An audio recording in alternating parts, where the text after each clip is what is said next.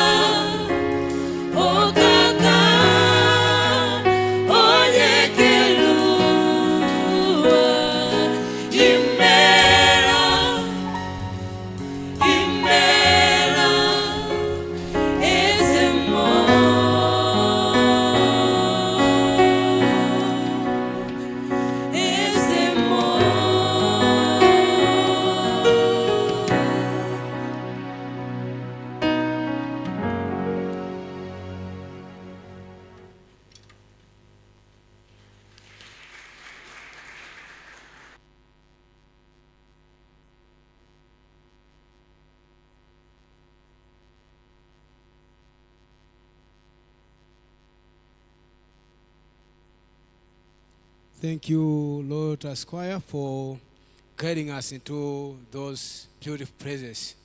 Everyone, this time is really important time for us. Also, whereby God wants to give us a heart that is He has prepared for us. So I believe also we can be ready to listen to the Word of God. As we know, faith comes by listening. Listen to the Word of God. So this time, let us welcome Pastor Samuel Kim as he coming to give us Word of God. Let us welcome him.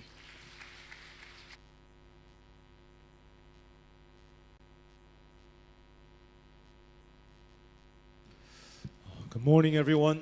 Mabwino nonse Muli bwanji.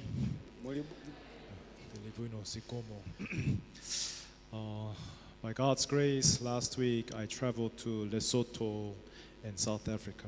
ndi mwachisomo wiki yatha napita ku Lesotho komanso ku South Africa.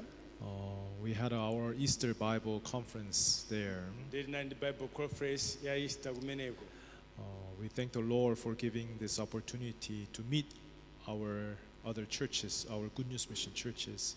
Ndi tilokondwa pokumana ndi mipingo ya Good News Mission Church imene ili ngati makolo athu. And here also we had our own Easter Bible conference. Ndi tinachitiranso mboni Bible conference imeneyi. I don't know how this month, March and April, is passing by. Ndi mwezi umene wa April ndi March wakhala ukuthamanga kwambiri. Because there are so much events and works that we have been doing in our church. Chifukwa panali zochitika zambiri zimene timapanga mu church mwathu. Already this year, it has 3 months have passed, Ndi mwezi umenewu amiyezi itatu yadutsa chaka chimenechi. and we are in the month of April. Pano tili mwezi wa April. But we believe that God also will work through us during this time. Ndi tikukhulupirira kuti Mulunguso agwira ntchito kwambiri mu nthawi imeneyi. Yesterday, we also began our IYF Academy, our session 2. Ndi dzulonso tayamba IYF Academy session yachiwiri. This time, we shifted all our morning classes to afternoon. Ndi tinasintha makalasi amawa kubwera masana. But I said, among those students who wants to attend our Sunday service, I said, join as a volunteers. Ndi nakamba kwa ma students amene akufuna kukhala nafe kuti akhale ngati ma volunteer. About 25 students, they said that we want to become volunteers and also join for this morning. Ndi ma students pafupifupi 25 ananena kuti tifuna tikhale ma volunteer amene zithandizana nawo. Anyways, we are very thankful that we are able to have this service this morning. Ndi tilokondwa kwambiri kuti tikhoza kukhala service limodzi mmawa uno. Let us read our main passage for today, Genesis chapter 13. Ndi tiwerenge passage yathu ya lero, Genesis chapter 13. Genesis chapter 13 from verse 1. We'll read up to verse 12. Ndi Genesis 13 kuyambira verse yake 1 kulekeza verse ya 12. Yes, if you found it, we would like to read. Ngati mwapeza tiyamba kuwerenga. Then Abram went up from Egypt, and he and his wife and all that he had, Lot with him to the south. Ndipo anakwera Abrahamu kuchoka kwa Igupto iye ndi mkazi wake ndi zonse anali nazo ndi Loti pamodzi naye kunka ku dziko la kumwera. Abram was very rich in livestock, in silver and in gold. Ndipo Abrahamu anali wolemera ndithu ndi ng'ombe ndi siliva ndi golide. And he went on his journey from the south as far as Bethel, to the place where his tent had been at the beginning, between Bethel and Ai. Ndipo anankabe ulendo wake kuchokera ku dziko la kumwera kunka ku Beteli kufikira ku malo kumene kunali hema wake poyamba paja pakati pa Beteli ndi Ai. To the place of the altar which he had made there at first, and there Abram called on the name of the Lord. Kumalo kwa guwa lansembe analimanga iye kumeneko poyamba paja ndipo pamenepo Abrahamu anayitanira dzina la Yehova. Lot also, who went with Abram, had flocks and herds and tents. Ndipo Loti anayenda ndi Abrahamu anali ndi nkhosa ndi ng'ombe ndi mahema. Now the land was not able to support them, that they might dwell together, for their possessions were so great that they could not dwell together. ndipo dziko silinathe kuwakwanira iwo kuti akhale pamodzi chifukwa anali ndi chuma chawo chinali chambiri ndipo sanathe kukhala pamodzi. Now there was a strife between the herdsmen of Abram's livestock and the herdsmen of Lot's livestock, and the Canaanites and the Perizzites then dwelt in the land. Ndipo panali ndewu abusa Abrahamu kudana ndi abusa Loti, Akanani ndi Aperizi, ndipo anali nkukhala nthawi yomweyo m'dzikomo. So Abram said to Lot, "Please let there be no strife between you and me, and between my herdsmen and your herdsmen, for we are brethren." Ndipo Abrahamu anati kwa Loti, tisachite ndewu ine ndiwe, abusa anga ndi abusa ako, chifukwa kuti ife ndife abale. Is not the whole land before you? Please separate from me. If you take the left, then I will go to the right, or if you go to the right, then I will go to the left. Dziko lonse silili pamaso pako kodi? Ulekanetu ndine, ukanka iwe kudzanja lamanzere, ine ndinka kudzanja lamanja, ukanka iwe kudzanja lamanja, ine ndinka kudzanja lamanzere. And Lot lifted his eyes and saw all the plain of Jordan, that it was well watered everywhere, before the Lord destroyed Sodom and Gomorrah, like the garden of the Lord, like the land of Egypt, as you go toward Zoar.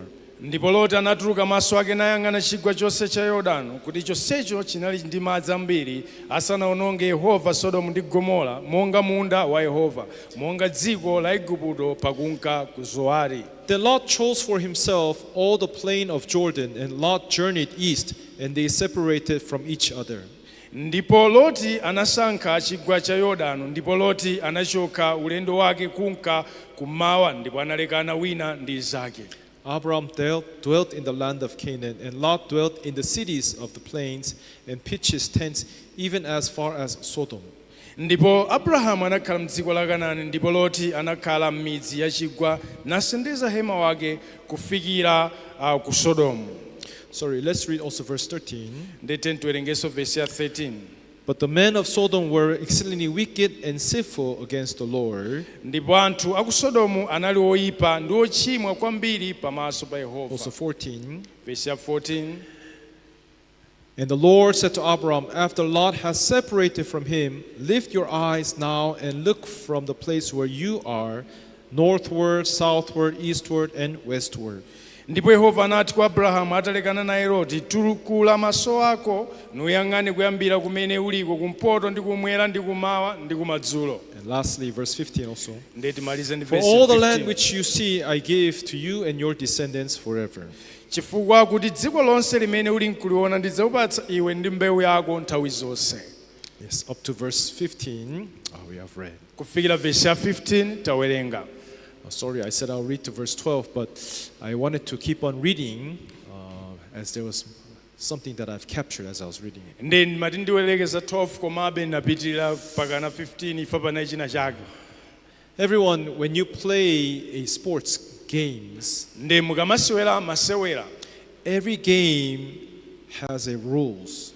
Nde game iliyonse imakhala ndi malamulo ake. Now, if you want to win this game, Nde mukafuna kupambana game imeneyi, you cannot win by cheating or playing outside the rules of the games. nde simungasewere kupambana mwakunamiza kapena mwakuchinyengo ayi. We must follow the rules of the games to score or to play against our opponents. Nde umayenera utsatire malamulo a gemuyo kuti upambane kupambana inawo.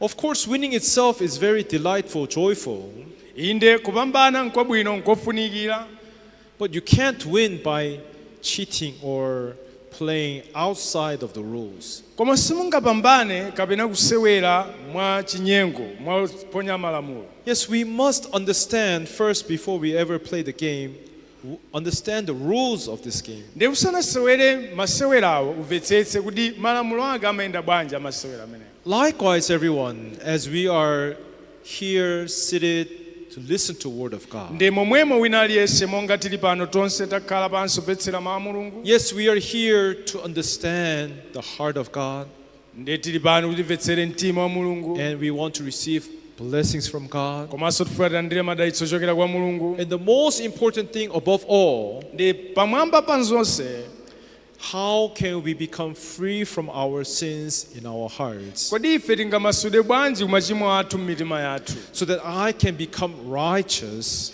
kuti ife tikhale olungama, so that we can enter into heaven. kuti ife tikhoza kukalowa kumwamba. Everyone, we are here to understand this way. Ndi tili pano kuti timvetsetse mawu amenewa. But the problem is today, Koma vuto ndi lakuti lero lino so many different kinds of doctrines, ziphunzitso zochuluka zambiri, different views, kaonedwenso different kosiyanasiyana, churches mipingo yochuluka have come up. That's why people are not able to understand what is the truth. ndi inadzuka ndipo anthu samvetsetsa kuti choonadi nchani. That's why we are here this morning, but we have sang, we have praised God, Ndi tayimba, tamwimbira mulungu, we have prayed to God, tapemphera kwa we mulungu, have worshiped the Lord. tapembedza Ambuye. And now we are here with our open Bibles to learn from the Word of God. Ndi pano tatsekula mabaibulo tiphunzire kuchokera mu mtima wa mulungu. But everyone, just because we are doing this outwardly, Ndi sifo kuti tizichita izi mwakuthupi chabe. is this considered true worshiping? Kodi izi zilengedwa kupembedza kuona? So many churches at this hour are probably having the same program, Ndi mipingo ambiri ola ngati iloli ali mapulogalamu ambiri. but how do we know whether this is a true service before God or not? Koma tidziwa bwanji kuti ndi service yoona kapena ayi? Everyone, the Bible is guiding us. Ndi Bible ikutitsogolera. Word of God is teaching us something here Ndi today. mawu a mulungu akutiphunzitsa china chake pano. And the first thing that we ever learn as we come to God, Ndi chinthu choyamba chimene timaphunzira pamene tibwera kwa mulungu. most people come to God thinking that they want to worship Him, they want to serve Him. Ndi anthu ambiri amabwera kwa mulungu kugeza ndikufuna ndikutumikireni, ndikufuna ndikupembedzeni. Sorry to say, but when I was born, I was already born in a Christian family. Ndi pepani ndikuwuze mmene ndimabadwa nabadwa kali m'banja la Chikhristu. My father was a pastor, Bambo anga anali m'busa. so I had no choice but to go to church and had to listen to the Word of God. Ndi naibe kuchitira mwina kupita kuchechi kumakamvetsera mawu a mulungu basi. Sometimes after the school or during the weekends when my friends go out and play, Ndi nthawi zina nthawi ya sukulu pamene azanga akukasewera. Saturdays we had youth meeting, Loweruka timakhala ndi ma youth meeting. Sunday we have Sunday service, La Sunday service. and especially our church we have so many different meetings. Ndi mpingo wathu makama meeting ambirimbiri. So throughout the whole week, Monday to Friday, evening hours we have prayer meeting, Wednesday service, Friday area meeting. Ndi timakhala mapulogalamu ambirimbiri lachitatu, Friday, ma meeting mbwerekete. So I remember as I grew up, I had no choice, but I was forced to attend all these programs. Ndi mmene ndimakula naibe kuchitira mwina koma makhala mapulogalamu amenewa. To tell the truth, Kunena zoonadi, I did not like them. sikuti ndimazikondayi. When I see our brothers and sisters, especially Malay people who worship God, Ndi ndikaona bale alongo makamaka Malawi amene amapembedza mulungu. and that effort wanting to serve the Lord and worship the Lord, that you have to really acknowledge that. Ndi mphamvu imeneyo ikapo kuti tipembedze mulungu titumikire tikuyenera tiyikepo ndithu. But for me, because I grew up in a family where we are devoted Christians, Ndi chifukwa tinakula m'banja limene inali la Chikhristu. I had no choice but to attend all these services. Ndi naibe kuchitira mwina koma kukhala nawo pa masevisi onse. One day, the church was having Bible seminar. Ndi tsiku lina church inali Bible seminar. They say that we have to pledge. Ndi anatifuna tipange pledge. Do you know when I started to pledge for the church? Mudziwa nthawi imene ambira kupanga pledge church. I was 11 years old when I started to pledge for the church. Nali ndi zaka 11 mmene ndinayamba kupanga ma pledge. Is there anyone who is 11 years old here? Alipo wa zaka 11 apa. So I pledged that time, I don't remember, like maybe 100,000 kwacha. Ndi nthawi imene ukhanga napanga pledge 100,000. So I learned to pray, God, please give me this offering so I can pledge to God. Ndi ndimapemphera Ambuye chonde ndipatse ndalama imene ndapanga pledge. When I think about it, I was very young. Did I really understand how to seek God and pray to God. ndi ndikaona nali wang'ono kwambiri kuti mavetsetsadi kumufunafuna mulungu. Yeah, because I was forced to do it, I have done it. ndi chifoti nakakamizika kuchita nazichita. Sorry to say the truth, but I did not like it. pepani kuwuzani koma simazikondayi. And I thought to myself, if I will grow up, ndi maganizo ndikadzakula, one thing that I would never become, I said to myself, I'll never become a pastor. ndi ndimati ndikadzakula chinthu chimodzi chimene sindidzapanga ndiko kukhala m'busa. But here I am standing before you koma lero ndili pano kuyima pamaso panu as a pastor, ngati m'busa uja ndimaukana preaching the word of God. kulalikiranso mawu a mulungu. Really, we do not know what will come upon us. ndi sitidziwa ifeyo anthu chingabwere pa ife nchani. Everyone, we humans, we are not truthful. ife anthu sife anthu oona mtima. We are not what? sife otani? We are not truthful at all. sife oona mtima konse ayi. But the problem is, koma vuto ndi lakuti as the Christianity over time, passed through time, what has happened? mmene chikhristu chikudutsa pa nthawi chimachitika nchani. From Bible-centric, kuchokera pa baibulo limene tikhazikika, in other words, being focused in center of this gospel is Bible. ndi makamaka pachimake pa uthenga wabwino ndi baibulo. In center of this gospel is Jesus Christ. ndi pakati pa uthenga wabwino ndi yesu khristu. But having Jesus in the center of this gospel, ndi pokhala ndi yesu khristu pakati pa uthenga wabwino, people have moved away. anthu anasuntha. Now, what you are considering when you are joining a church, ndi chimene mukuchiona ngati ulendo wathu wa muchechi, people check how long is pastors preaching. ndi chimene anthu amasakasaka kodi abusa alalikira nthawi itali bwanji. Goodnews Mission Church, they preach for 1 hour. Good News Mission Church amalika 1 hour. It's too long. nthawi yayitali kwambiri. I need to find a pastor who preach for a little bit shorter time. ndiyang'ane mbusa olalikirako kanthawi kananama kochepa choncho. I believe no one here will think like that. ndikukhulupirira kuti inu ndauzimu simuganiza choncho eti. But there are people who think like that. koma pali anthu amene amaganiza choncho. Also, there are other things which people consider. ndi pali zinthu zinanso zimene anthu amaziganizira. Church that can entertain people, ndi chechi imene muli zosangalatsa, right? si choncho? Some churches like to sing for hours and hours. ndi machechi ena amayimba maola ambirimbiri. Pastor come out to preach just 5-10 minutes. ndi abusa ungotuluka ulalika 5-10 minutes. This service is very exciting. ndi anthu amaona usantengwa This patali. church matches to my heart. ayi yugwirizana ndi mtima wanga. Or kapena some churches preach prosperity gospel. anthu ena amalalikira mauthenga azachuma kulemera. Sorry to say, there's no such thing as prosperity gospel. ndi palibe uthenga wachoncho woti uthenga wabwino olemera ayi. Bible clearly says, ndi baibulo limakamba mwachindunji, right? si choncho? First seek the what? uyambe wathanga chani? Kingdom of God. ufumu wakumwamba. And everything else shall be added unto you. ndipo zinthu zonse zidzaphatikizika kwa iwe. Everyone, church has to be focused to the Bible. ndi chaichi khazikika pa The baibulo. true church has to be focused to Jesus Christ. ndi mpingo woona ukhazikika pa yesu khristu. When the church starts to change, ndi mpingo ukamba kusintha, it has become a place where people want to be entertained, ndikukhala malo amene anthu afuna asangalatsidwe where chabe. people want to outwardly grow wealthy. anthu amene angofuna akhale ndi chuma.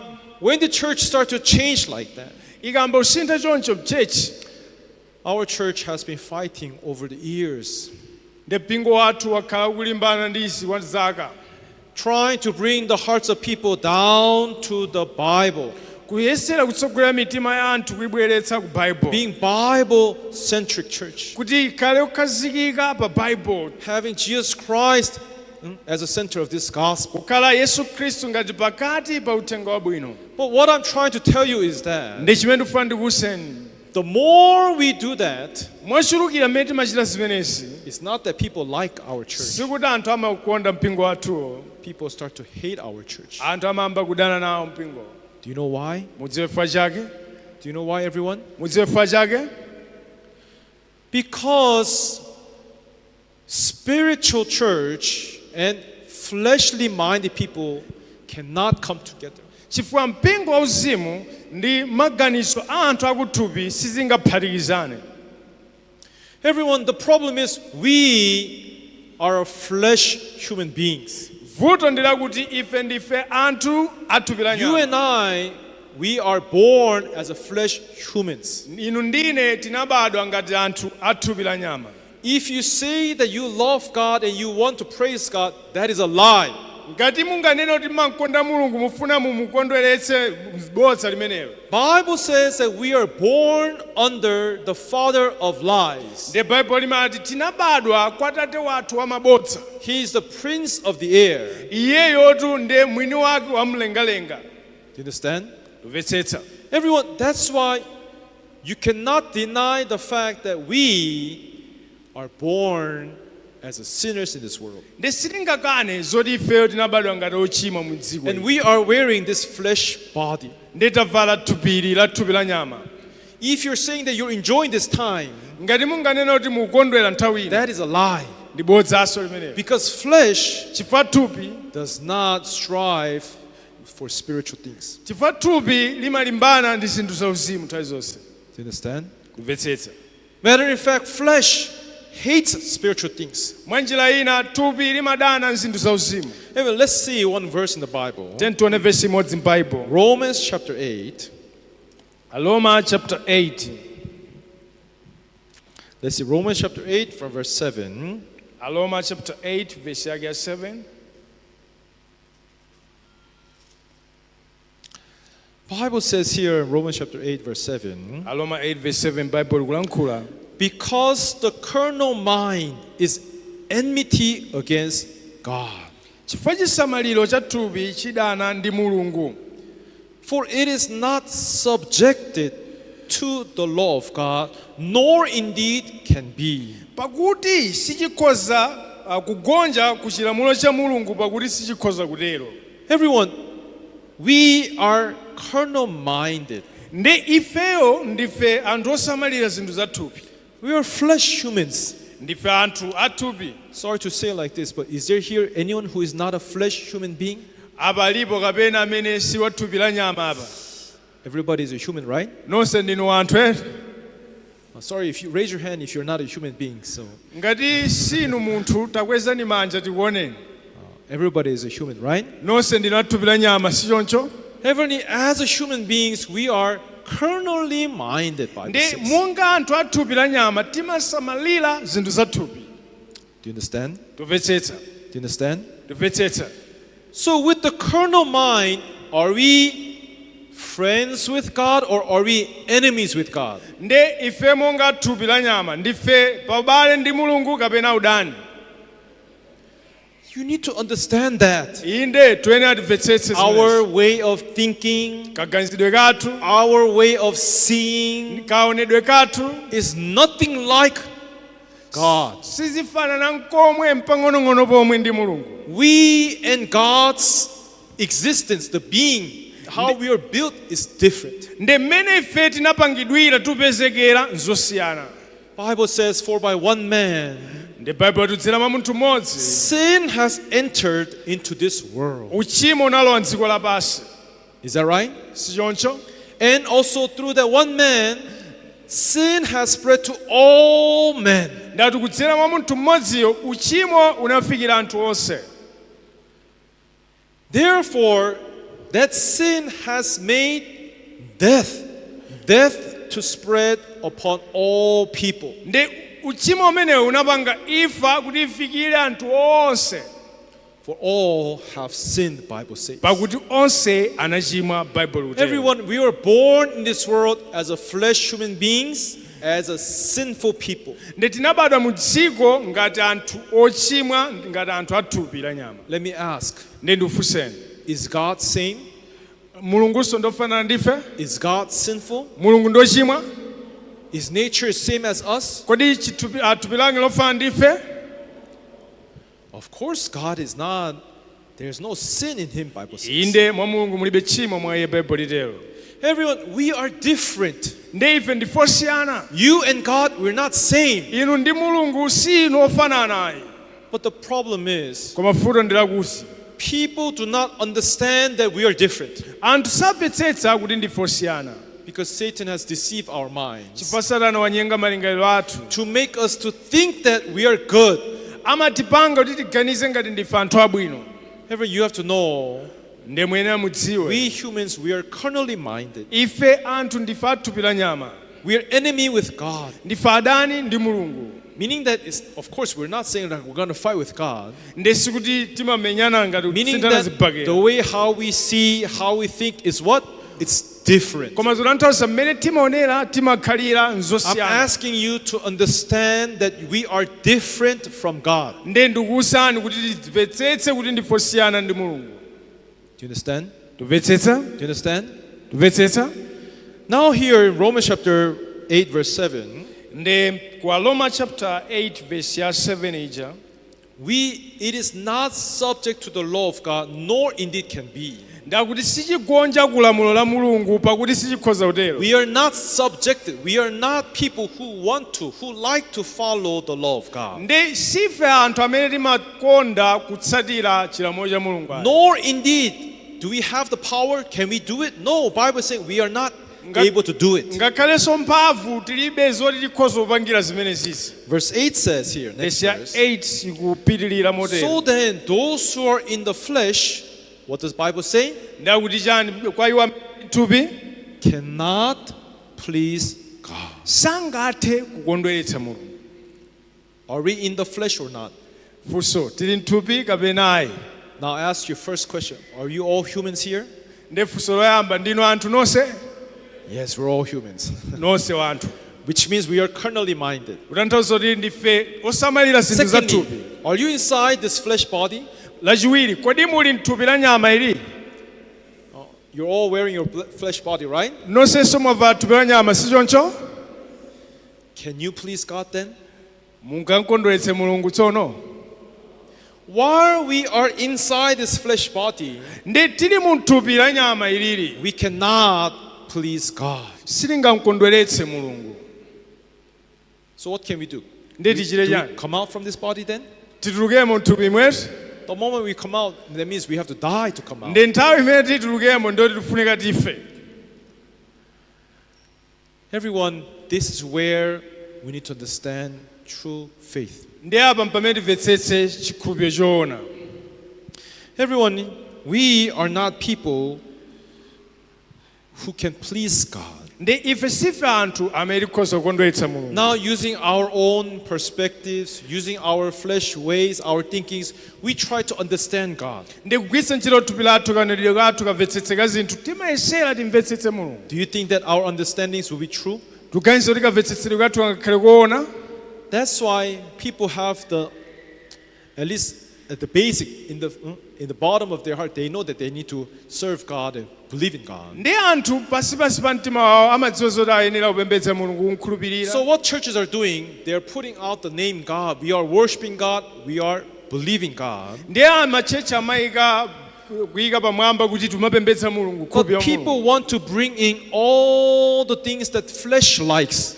ndi mmene akuti akukhulupirira mulungu akuyika mabodza ake a satana People want to nkuonjezerapo. bring the things that the flesh desires. komanso akuyika zokhumba za thupi pamenepo. So when the church wants to serve God but combine what flesh wants, what humans want, ndi mpingowu ukafuna kupembedza mulungu pophatikiza zofuna za munthu. what happens is that this church becomes corrupted church. ndi chomwe chimachitika mpingowu umakhala mpingo wovunda. Is that right? si choncho? Is that right? si choncho? Everyone, the very easiest way to define the true church of God, ndi njira yophweka yomvetsetsa mpingo woona wa mulungu, the way how the church is guiding, ndi mmene chechi the way kutsogoleredwera, how church is preaching. mmene mpingo ukulalikirira. If there's not a single thing that you don't like, everything you like it, ngati chilichonse uchikonda iweyo chichitika mu mpingomo, then that is not a church of God. ndikuti umenewo si mpingo wa mulungu. You understand? mumvetsetsa kaya? Do you understand? tumvetsetsa.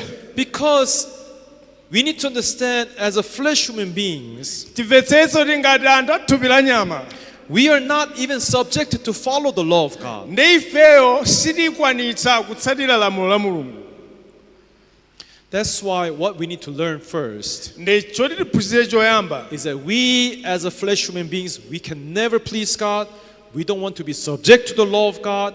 We are enemies with God. timvetsetse kuti ife sitingamkonde mulungu sitifuna kusunga malamulo ake ndife adani a mulungu. Here, Romans chapter 8, verse 5, Aroma 8 verse yake 5 it says like this. ikukamba chonchi. Let's hear also verse 5. Tione Aroma 8 verse yake For 5. those who live according to the flesh set their minds on the things of the flesh. Pakuti iwo amene ali monga mwathupi asamalira zinthu za thupi. Here the Bible says, those who want to live according to the flesh set their minds on the things of the flesh. Akuti pakuti iwo amene akhala monga mwathupi asamalira zinthu za thupi. But those who live according to the Spirit, the things of the Spirit. Koma iwo amene ali monga mwa mzimu asamalira zinthu za mzimu. Everyone,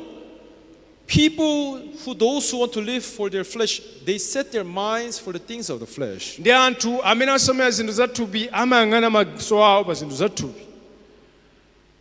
That's how churches start to preach about blessings, prosperity, without really breaking the hearts of people, without letting them realize how weak and evil we are. Chifukwa chake anthu anambolalika mauthenga achuma posaona nkhani ya mitima ya anthu kuiphwanya komanso kufoka kwawo. I'm not so sure. I did not actually calculate myself, but when I preach, I think about 70-80% of time I preach about negative things. Nde sindadziwerengere kwambiri koma zimene ndimalalikira 70 kapena 80 zimakhala zinthu zosakondweretsa si choncho. Why are you laughing? Museka bwanji. For example, you have to forsake your thought. Tayani Own maganizo evil anu. continually. Ndinoyipa mopitirira. Don't trust yourself. You Musadzikhulupirire. have to deny yourself. Zikaneni nokha. Pastor, why can't you just bless us? Abusa bwanji osantidalitsako. May the Lord God's blessing be upon you. Madalitso ambuye akhale pa inu. God will for you. Mulungu achite chifuniro chake pa You inu. become victorious. Muzapambana inu. Everyone, I also want to preach like that. Nanenso mafuna ndalalika choncho. I wish I can preach such blessed words to you too. Ndi ndimalakalaka ntamalalikiranso madalitso amenewo kwa inu. But when I see the Bible, Koma ndikaona Bible, I can see our brothers and sisters. There's something that you want from this church. ndi ndimaona abale ndi alongo pa china chake chimene mafuna mu There's church something that you want from the preachings. mafuna china chake kuchokera mu But ulaliki. if I follow what you want, Koma nditatsatira zimene inu mufuna, you think that church will be a spiritual church or that will be fleshly church? mugeza kuti mpingo umene ukhala wakuthupi kapena wauzimu. Fleshly church. Wakuthupi. Isn't that right? Si choncho? That's why Bible is saying, Ndifake Bible ukamba. if you use your calculations, your thoughts, your mind in this church and try to do things according to your desires, Ndi mukapanga zinthu malingana nzokhumba zanu zofuna zanu. you might be able to satisfy yourself. Mukhoza kuyesera kudzikhutitsa nokha. You might be able to be pleased of yourself. Mukhoza kudzikondweretsa nokha. But what does Bible say? Koma Bible lichani? To be fleshly minded. Ati kukhala ndi chisamaliro cha thupi. Those who are fleshly minded, Anthu amene ali chisamaliro cha Bible thupi. says cannot please God. Akuti amenewa sangakondweretse Mulungu. Is that right? Si choncho? That's why although you don't like sometimes, Kaya simazikonda nthawi zina. sometimes you want some entertainment, you want some kind of prosperity, you want blessings. Ndi mmafuna zosangalatsa madalitso ena ake zina zake zoti mulemere The nazo. real blessings is Madalitso eneni ndi awa. if you realize who you are. Mukazindikira kuti inu ndinu ndani. If you truly realize how weak and lacking person we are. Mukazindikira kuti ndinu ofoka ndi operewera motani. Understand? Tumvetsetsa. If you really realize who you are and how weak and lacking flesh human being we are, Mukazindikira kuti ndife ofoka ndi operewera motani. God will come into you. Mulungu adzabwera kwa inu. God will find you. Mulungu adzakupezani. God will bless you. Mulungu adzakudalitsani. Do you understand? Tumvetsetsa. Do you understand? So Mvetsetsa. let's not focus in this church. Ndi tisakhale ndi chidwi When you're chabe. out there, when you're home, when you're going to your workplaces, your schools, when you're off to your things, Nde pamene tabwerera kwathu ku sukulu ntchito ndi zina zotero. Yes, we live a life trying to make ourselves comfortable, please ourselves, enjoy ourselves. Nde upeze kuti moyo umene tukhala ndongodzikondweretsa tokha kuti dzipanga But kuti when you come to tikondwere. church to listen to the word of Koma God, tikabwera chechi tidzamvetsera mawu a Mulungu. we are not here to please ourselves. Sitili pano dzikondweretsa tokha. We are here to truly understand what is the true guidance of God. Ndi tili pano kuti timvetsetse chitsogozo chenicheni cha Mulungu ndi chani. Isn't that right? Si choncho? Isn't that right? Si choncho? Then whether you like it or not, Ka muzikonda ka yes, simuzikonda. I'm saying we are different from God. We will not like the way how God guides us. Nde tunena kuti ndifosiyana kwa ndi Mulungu. Nde silingazikonde njira We imene will Mulungu not like the way akutidutsitsa. how God teaches us. Nde silingakondenso njira imene Mulungu akutidutsitsa. Let's see one more word here. Tione mawu amodzi. Isaiah chapter 55. Yesaya chapter 55.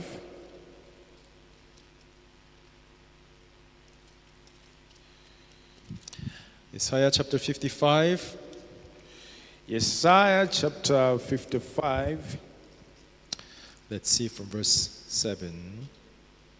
Tione kuyambira verse ya 7.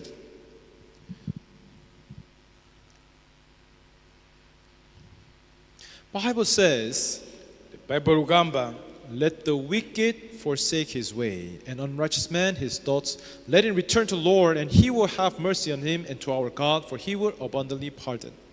woyipa asiye njira yake ndi munthu osalungama asiye maganizo ake nabwerere kwa Yehova, ndipo Yehova adzamchitira chifundo ndi kwa Mulungu pakuti iye adzamkhululukira koposa. Everyone, who is wicked here? Ndi oyipayo ndani? You might think, people who commit sin, Ndi mukhoza mageza anthu ochita tchimo, people who steal. akubaja. Bible does not point out to such people. Ndi Bible silukamba kwa anthu otero ayi. We are wicked. Ndi ife ngati anthu Bible Flesh, limaticha human being oyipa. is all wicked. Athu athupi la nyama ndife oyipa.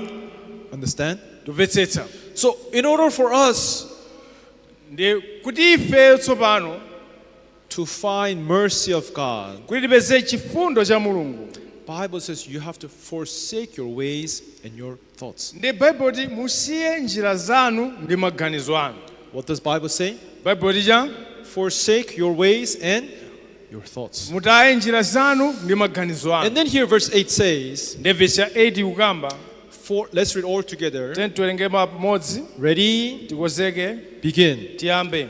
For my Pakuti thoughts are maganizo not anga your thoughts, sali maganizo nor anu. are your ways Ngakhale njira my zanu ways, says the sizili Lord. njira zanga ati Yehova. Everyone, Wina aliyense. does Bible say that our human thoughts and God's thought is the same, or is it different? Ndi ati maganizo athu ndi njira zathu zofanana ndi Mulungu kapena ayi? Same or different? Zosiyana zofanana. It's different. Zosiyana. How about our ways? Nanga njira zathu bwanji? The way that we want to go, the way we want to follow, is the same with God or is different? Njira imene tifuna kutsatira kuyenda ndi yofanana kapena ndi yosiyana? It's different. Ndi yosiyana. Every Bible says that God's thoughts and God's way is different from the ways how we want to think and how we want to go. Ndi Bible ti njira zathu ndi maganizo athu ndi zosiyana mmene Mulungu aganizira ndi mmene ife tifuna kupita. Everyone, this is a very important key of a church. Ndi iyi ndi key yofunikira kwambiri mu church. Sorry to say, I am not here to please you, to guide you in the way where you want to go. Ndi sindili pano kutsogolerani mu njira imene inuyo mufuna mutayenda. I wish I can. Ndikadakonda I wish I can nkadachero. please you, Ndikadakonda be nkadakondweretsani. good to you. Zikanakhala bwino kwa inu. But I realized Koma ndazindikira if I become a good pastor, nditakhala m'busa wabwino it's not helping you. sizikuthandizani. It is spoiling this church. Ziwononga mpingo uno. Because God is different from us. Chifukwa Mulungu ndi osiyana ndife. You understand? Tumvetsetsa.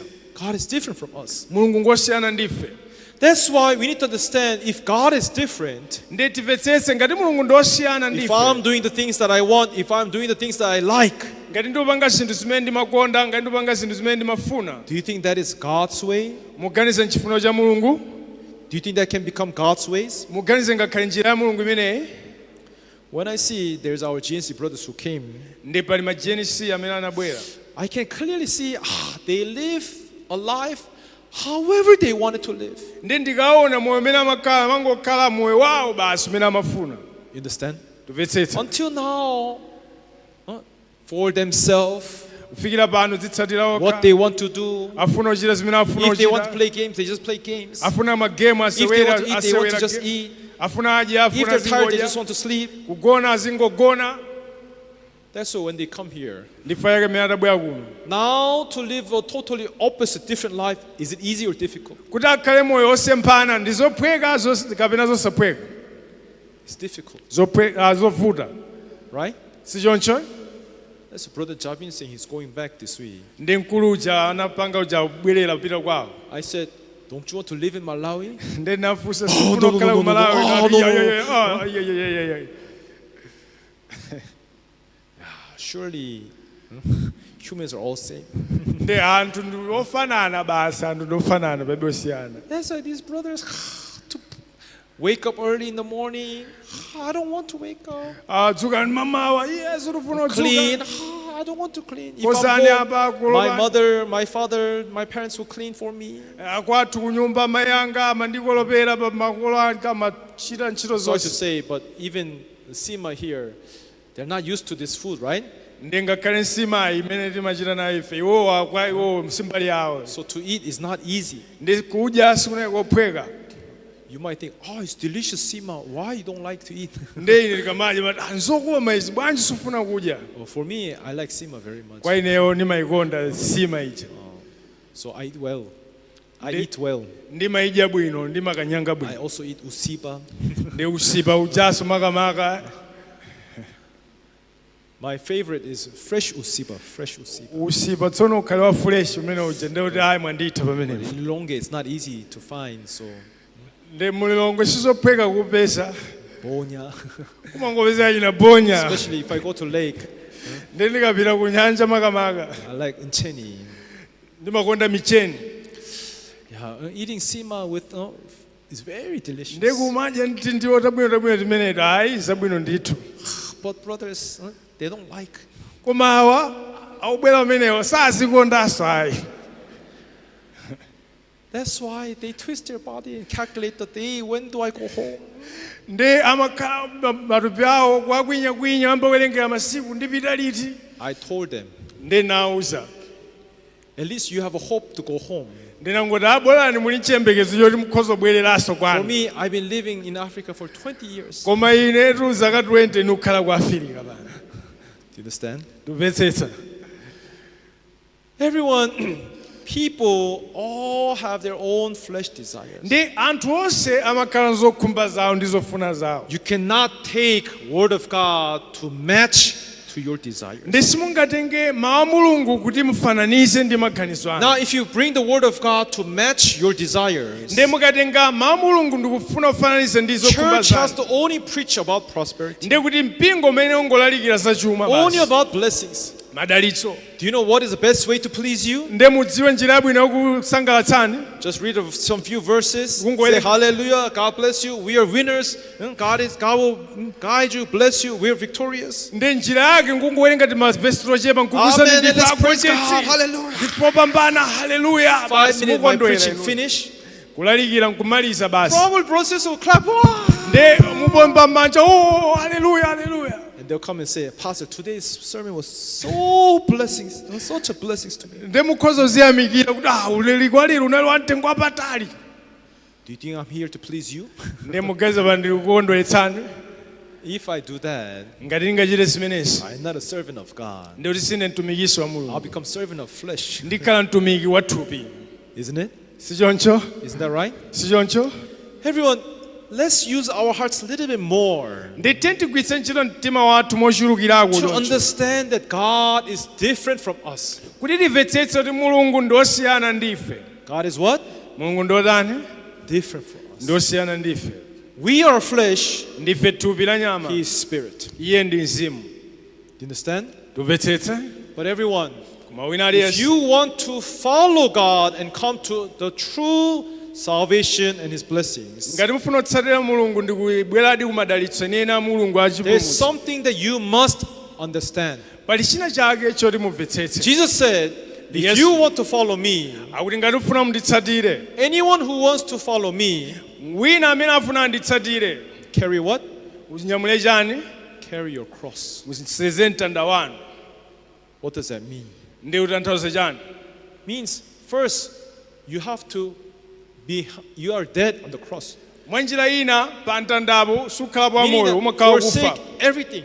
Mwa njira ina utaye chilichonse. Your ways, Njira your zanu, desires, zokhumba zanu, your path, njira yanu, what you see, zimene mmaona forsake them. muzitaye. Even today we read Genesis chapter 13 here. Tere tinawerenga Genesis chapter 13. This Genesis chapter 13 is telling us the results of people who follow their desires. Ndi kukamba zotsatira za anthu otsatira zokhumba zawo. Of course, we as humans, we can make mistakes. Ndi ife ngati anthu inde timalakwitsa pena. But we know that eventually if we follow our ways, our thoughts, we will fail. Ndi timadziwa ngati titsatira njira zathu ndi maganizo athu tidzalephera. Now chapter 13 begins from this verse 1 where Abraham came out from Egypt. Ndi Genesis chapter 13 kuyamba pa nkhani imene Abrahamu achoka kwa Igupto. God said to Abraham, I will make you a father of many nations. Ndi Mulungu akukamba kwa Abrahamu dzapanga tatu wa mafuko Go to the ambiri. land that I will show you. Ndi upite kumalo amene ndikakuonetsa. He came to that place. Ndi anapita kumalo amenewo. The very place where God showed him. Malo amene Mulungu anamuonetsa. If you go to Israel, Mukapita ku Israel, you have not been there, right? simunapite kweti? I've been to Israel twice. Ine ndinapitako kawiri. The more north you go, Ndi mukapita kumpoto mochulukira. there are mountains, trees, greens, Kuli mapiri, mitengo ndi zochuluka. food to eat, Zakudya zoti muzidya, fruits. zipatso. There's also the lake, Kuliso nyanja kumeneko. the famous lake, Nyanja yotchuka ichi. Sea of Galilee, right? Ndi Galilee. nyanja ya Galileya ichi. But the more south you go, do you know how the country changed? It becomes a desert. Mukapita kumwera kumapita kumakhala chipululu. So if you cut in half, Ndi mukadula pakati, where God has appointed for Abraham to stay is a place called Bethel. ndi pamalo pamene anamusankha kuti akhale panali pa Just a Bethel little bit Abrahamu. north of Jerusalem. Chakumpoto pang'ono kwa But Jerusalem. that area is near to more like a wilderness, like deserted land. Ndi pakati pamenepopo pali ngati pakachipululu choncho. Understand? Tumvetsetsa. It's deserted land. Malo okhala ngati osiyidwa. So when Abraham came down to the land, God said, this is a place. Ndi mmene amatsika ukafika pamenepo Mulungu akuti ndi awa malo That ake. place was Bethel, where he built the altar and worshipped God. Ndi malo amenewo amatchedwa Beteli pamene anamangako guwa lansembe But when the famine came in the land, ndi atafika pamalo pamenepa Abraham and Lot, they started to go more south and south. ndi Abrahamu ndi Loti anapita kumwera umatsetsereka mapita. But because they're new to this land, Chifukwa malo anali ngati the atsopano. more south they go, the more deserted it is. Ndi mopitirira apita kumwera, mopitirira apita mu So what happened chipululu. is they decided to go farther down. Ndi anaganiza zopita abe They kutsetsereka. left the land of Canaan, Ndi anachoka mu Kenani mucha. went down to Egypt. Nkumalowera kwa Igupto. There was Kumeneko.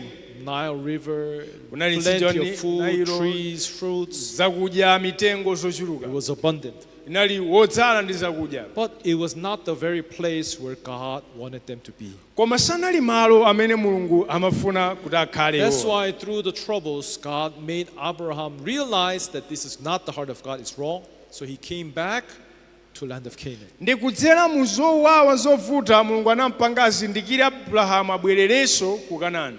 Understand? Tumvetsetsa. So when he came back, he came near to the place, the very first place that he came, Bethel, where he had made the altar to serve God. Ndi anabweranso kudzandikira malo ajawo a Beteli aja amene anapembedza Mulungu. But the moment he reached there, Koma nthawi imene anafika pamenepa what happens? chinachitika nchani? Fight arises. Kunachibuka ndewu imene imachitika. Fight between Abraham's men and Lot's men. Ndi ndewu inali pakati pa anyamata Abrahamu ndi anyamata a Loti. Is that right? Si choncho? Outwardly, Bible says that because they had a lot of possession, ndakuti chifukwa aliyense anali mchuma chochuluka. But eventually, why does this fight arise? Ndi nkhondo imeneyi ndiye inabuka chifukwa chani? It's a spiritual fight. Ndi nkhondo ya uzimu. People who understand that God's way is different from our ways. Anthu amene amvetsetsa kuti njira ya Mulungu ndiyosiyana ndi njira yathu. Yet there are people who respect that. Anthu amalemekeza But zimenezi. there are also people who does not respect that. Komanso pali anthu amene salemekeza izi. That's why here Abraham said to Lot, Ndifanya chake Abrahamu akamba kwa Loti, look here.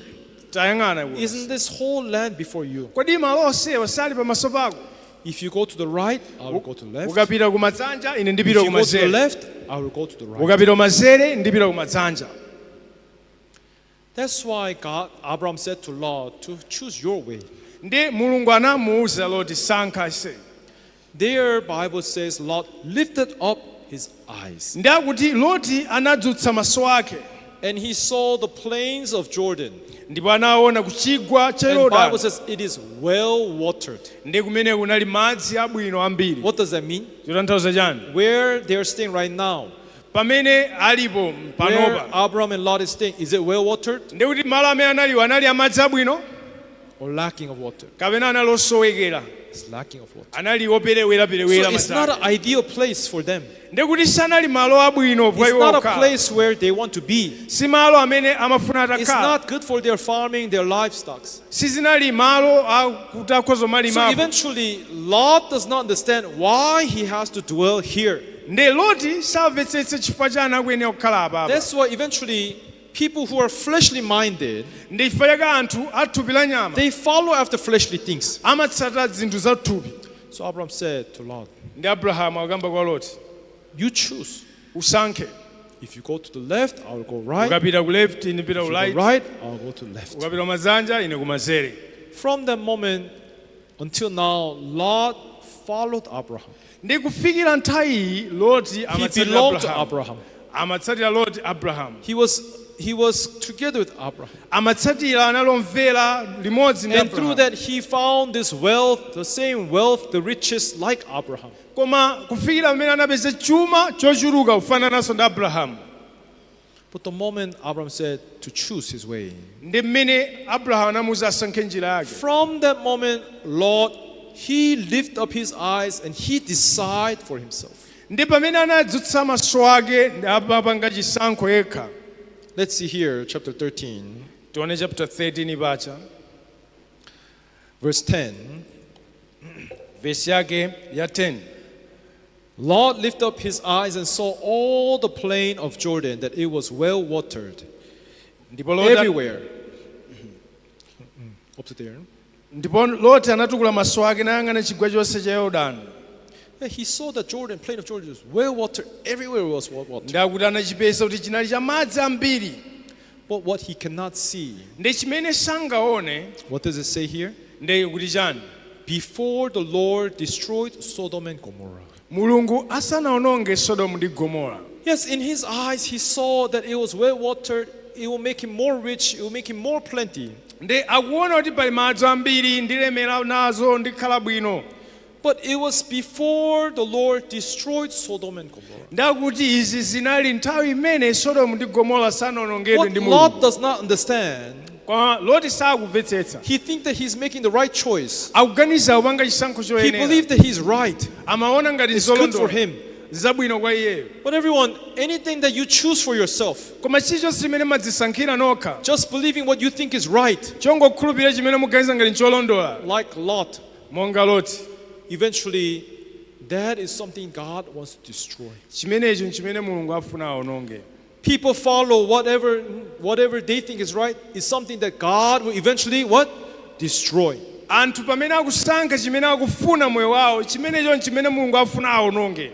Everyone, what I'm trying to say is something very simple and basic in church. Chophweka chofunika kuchimvetsetsa. If a church is guiding you the way how you want, Ngati mpingo ukutsogolerani njira imene mukufuna, then that is a curse. imene ndi temberero. You understand? Kumvetsetsa. It's about to be destroyed. Chatsapa ng'ono kuonongeka. Same thing. Chimodzimodzi. Service. kutumikira If this hour is just everything that you want, ndi ngati ola ili ndi chicho chimene mukungofuna this service, ndi service imeneyi it will be destroyed. iwonongedwa. How about gospel? ndi uthenga wabwino bwanji The word of God, the way you want. mawu mulungu njira imene mmafunira mmene It matches muganizira to your heart, to your flesh. zogwirizana ndi mtima wanu thupi Something lanu that you like to hear. china chake chimene mufuna mutamva Then that preachings, ndi uthenga and umenewo you hearing that preachings, mukamva uthenga wa eventually will be destroyed. kothera kwake uwonongeka. Do you understand, everyone? tumvetsetse wina aliyense. Every Bible is trying to point out to us ndi baibulo litsogolera ife what you choose to follow, what you think is right, what you think is good for you. ndi chimene mukusankha chimene muganiza ncholondola chimene muganiza It's not nchabwino good at all. si chabwino konse It might be good for your flesh. chikhoza kukhala chabwino It kumoyo might be wanu good for your desires. chikhoza kukhala chabwino kuzokhumba zanu But that is not the spiritual guidance of God. koma si chitsogozo cha mulungu chimenechi ayi. Everyone, speaking, let's put everything aside. Most importantly, speak about salvation. makamaka tikambeza chipulumutso. If gospel is the way how you want to hear, what you like, ngati uthenga wabwino ndi chimene mufuna mumve chimene mmakonda everybody likes rewards. anthu amakonda mphotho That's why many preachers just preach. If you pray hard, ndi anthu amangoti mukapemphera serve mwamphamvu God well, kumtumikira mulungu offer to the bwino Lord, kupereka bwino keep kwa the mulungu commandments. kusunga malamulo For that reward, you receive salvation. mukatsatira zimenezo mulandira chipulumutso. Everyone's salvation is not a reward. ndi chipulumutso si mphotho ya It is not a prize that you win. si mphotho imene mungawine ina yake. Bible says baibulo likuti it is gift of God. ndi mphatso ya mulungu. Amen. amen. Salvation is what? chipulumutso ndi cha It is a gift of God. ndi mphatso ya mulungu. You don't achieve salvation through your strength and power. ndi simakwanitsa chipulumutso ndi mphamvu yanu. When I met many preachers, theologians, ndi ndakumana ndolalikira matheology ambiri they want to come and quarrel with us. ndi amabwera kufuna kukangana nafe. So, Pastor, you mean that we cannot do anything? ndi mufuna kutanthauza kuti sisingapange When kalikonse. did I say that you cannot do anything? nanena kuti tisingachite Bible kalikonse. says that you cannot do anything. baibulo ndi limene lunena kuti simungachite kalikonse. Amen. amen. But people say, then where's my worshiping? Where's my choices? Don't I have to choose the right thing to do? Don't I have to choose? Oh, where's my decision, my worship, my service to God? ndi anthu amati nanga pamene upembedza kwanga kuli kuti chifuniro changa chili kuti kodi sikuyenera There is usankha. no such thing as your worships. ndi palibe zinthu zotchedwa kuti kupembedza kwako ayi. Bible says when the day comes, ndakuti kayabwera you shall worship in truth and in spirit. ndakuti tidzampembedza mu mzimu ndi mchoonadi. Is that spirit you? inuyo ndinu mzimu. Is that spirit you? mzimuyo ndinuyo.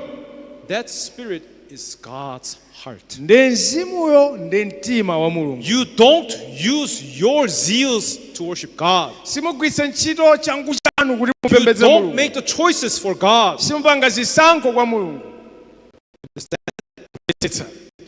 Everyone, it's God who has to allow you.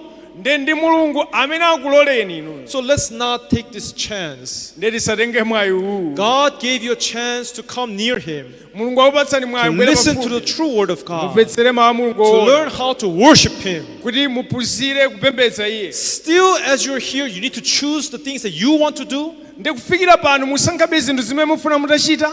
God gave us time to repent our heart, mulungu atipatsa nthawi kuti tilape mitima yathu. to follow and realize what is a true service to God. kutsatira ndi kuzindikira kupembedza kuona kwa mulungu ndi But chani. people want to choose what they like, what they see, what they think is koma right. anthu afuna atsankhe zimene akufuna zimene akuona kuti zabwino ndi zolondola.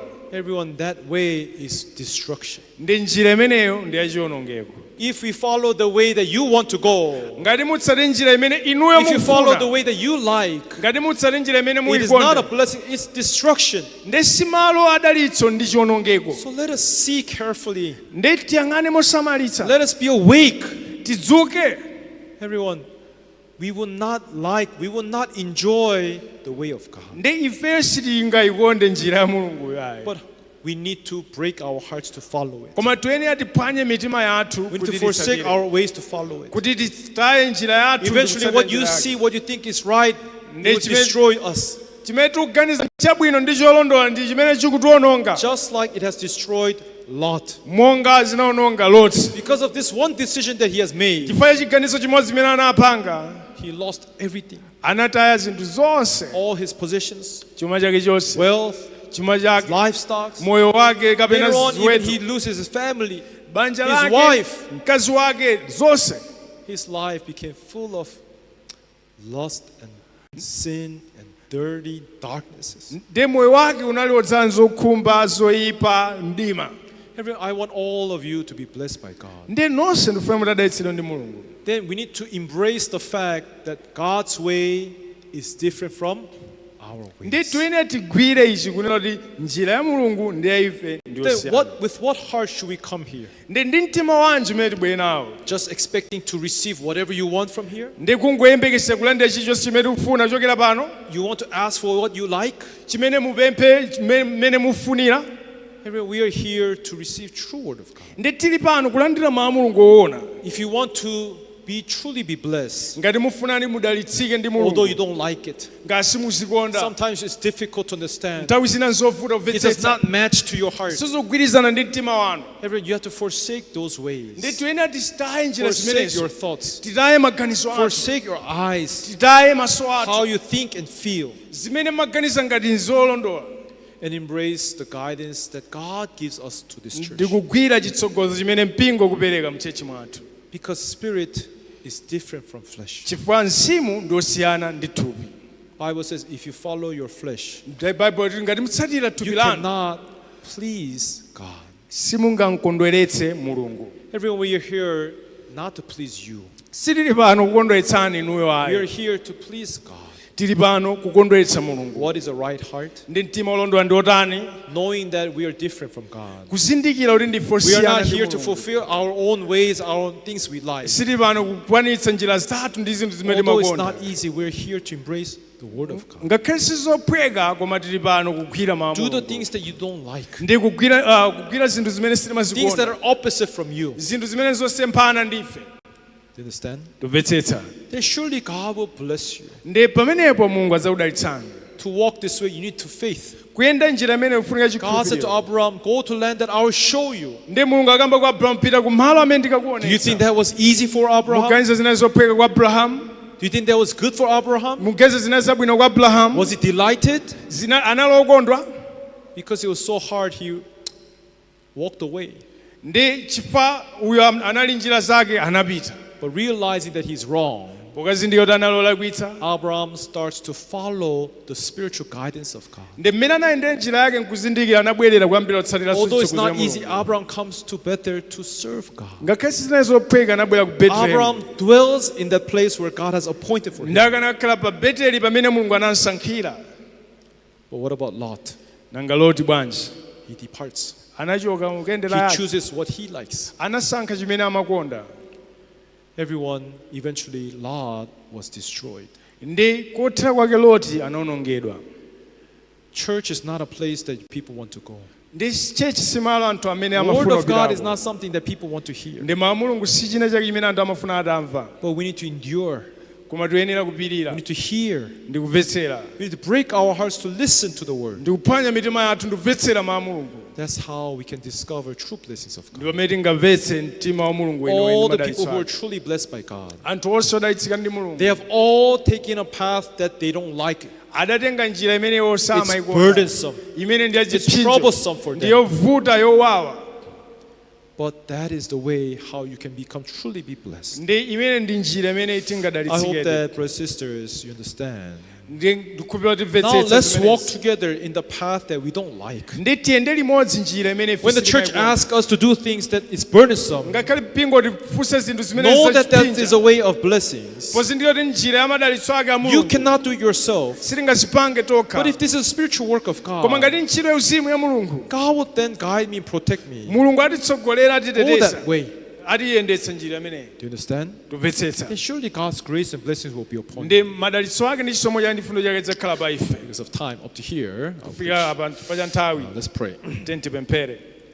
Father God, thank you for giving us this time. Zikomo Ambuye potipatsa nthawi iyi. Everyone, we are here to have this service before God. tili pano kandi service pamaso pa But if mulungu we are here just to please ourselves, sili pano ngodzikondweretsa how can this be true service, true worship to God? ingakhale bwanji service yoona ya kwa mulungu Lord, we understand that we are different from you. tumvetsetsa ndife osiyana ndinu We are flesh human beings. ndife anthu athupi la nyama You are a spiritual God. inu ndinu wa uzimu As we follow our flesh, we can never please you. mmene titsatira thupi lathu singakukondweretseni We need to learn to put down our flesh, tiyenera kuphunzira kuyika pansi to thupi learn to lathu follow the spiritual ways of God. tiphunzire kutsata njira zanu Lord, that is why we have to take a path that we don't want. ndifukwa chake mufuna tiyende njira imene We have sitikufuna to forsake our ways to follow you, Lord. kuti njira zathu ndikutsatira inu But we pray that you will guide us in that way, tupemphera kuti mutsogolere njira imeneyi so that everyone here can meet the true blessings of God. kuti chilichonse chikhale madalitso woona a May the mulungu word of God be established in our hearts. kuti mawu a mulungu akhoza kukhazikitsidwa We mitima thank you for yathu giving us this time. zikomo potipatsa nthawi iyi In all these things we have prayed in the name of Jesus Christ. tapemphera zonsezi m'dzina la Yesu Khristu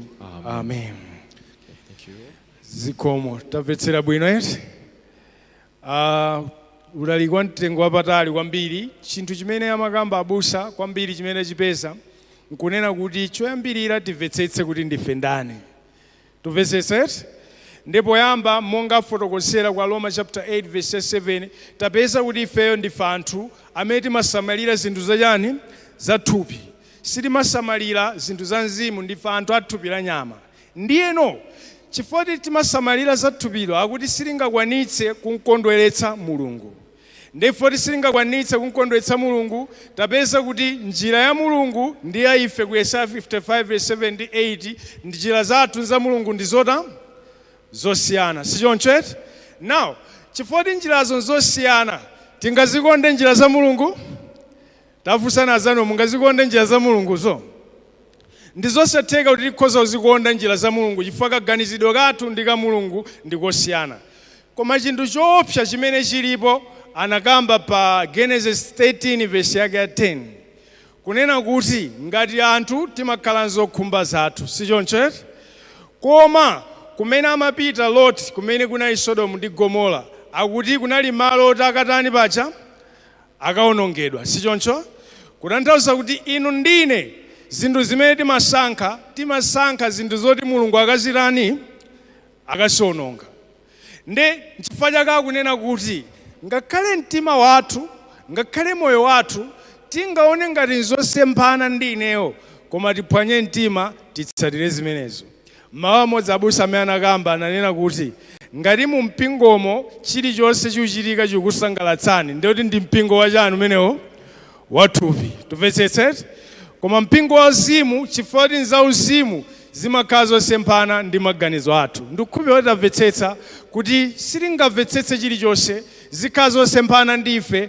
koma ndi njira imene mulungu watipanga kuti tikayende haleluya zikanakhala zofanana ndife ndekuti si za mulunguso koma poti za mulungu zikhala zosemphana ndi mitima yathu ndikukhulupirira kuti tadalitsika ndi mawu amenewa pa nthawi iyi tikhala ndi nthawi yachopereka ndipemphe ma deacons ndi ma deaconess abwere kutsogolo. This time is now time for offering. Let's all rise up and offer to the Lord as the band team is leading us in